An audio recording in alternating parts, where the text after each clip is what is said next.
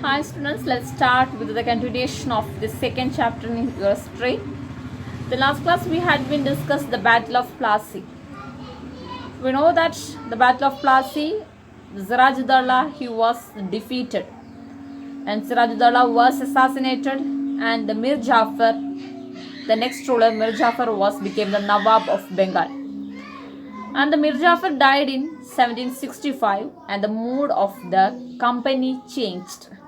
And finally in 1765, the Mughal emperor appointed the company as the Diwan. That means English East India Company as the Diwan of the provinces of Bengal. The next one, that is a company rule expands. The English East India Company tried to expand their administrative setup in Bengal. After the Battle of Buxar, that is in the year 1764, the company appointed a residence in Indian states. Through the residence, the company officials began to interfere the internal administrative setup of the country. Sometimes the company forced the state to a subsidiary alliance. That means English East India Company introduced a system that is a subsidiary alliance. According to this system, the English East India Company appoints their military troop in India, and this military troop, the Indian rulers, they have to give expenses for their day-to-day life. The next topic, that is company officials become Nawabs.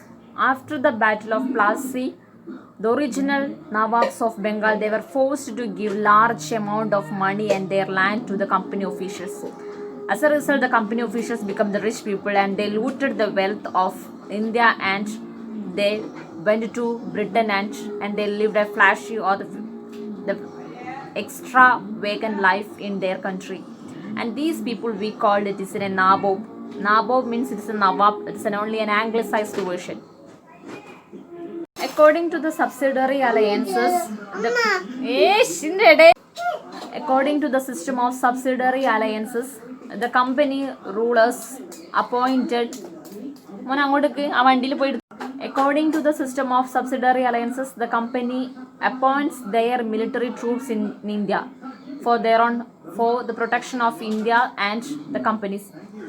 And the Indian rulers, that means the Nawabs, has to pay, or payments has to be given by the Nawabs in order to the protection or day-to-day expenses of the military troops. In case they have to fail them, at last they people of India, the rulers of India, they have to give up their territory to English East India Company. As a result of, they lost all their territories.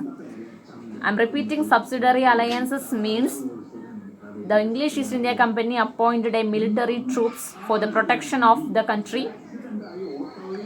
So the military troops, they need day-to-day expenses. All these day-to-day expenses have to be met by the Nawabs.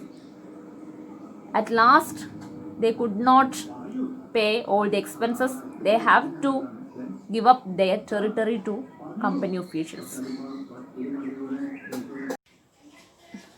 The next topic, that is Tipu Sultan, the Tiger of Mysore. The Mysore was under the control of the powerful kingdom or powerful rulers like Hyder Ali and his famous son Tipu Sultan. In the year 1785, the Tipu Sultan stopped the export of sandalwood and cardamom through his port in his kingdom, and he dismissed the local merchants to allow the trade with the company. And he was established a contact with the French, and with the help of France, he modernized his army. There was always clash between the Tipu Sultan and English East India Company.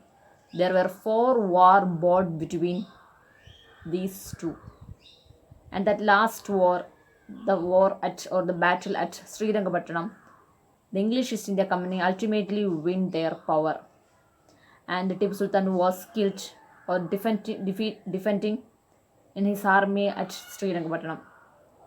At last, the Mysore became the control of the former dynasty, Vodayar dynasty, and the English East India Company, they get a chance to establish or continue the subsidiary alliance system in Mysore.